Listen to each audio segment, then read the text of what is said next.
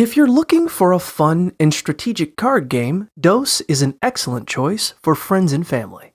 Developed by the makers of Uno, Dos has unique twists that keep the gameplay fresh.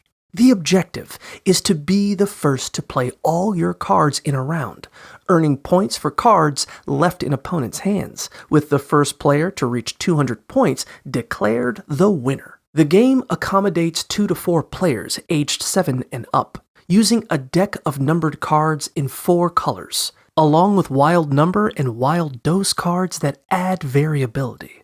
Players take turns matching cards to a center row, drawing from the deck when necessary, and can earn bonus for card combinations. Key actions include calling out Dos with 2 cards remaining and scoring based on the values of cards left in opponents' hands at the round's end. The player who goes out first earns points from others' leftover cards, and the dealer rotates after each round. Enjoy a fantastic game night with Dos.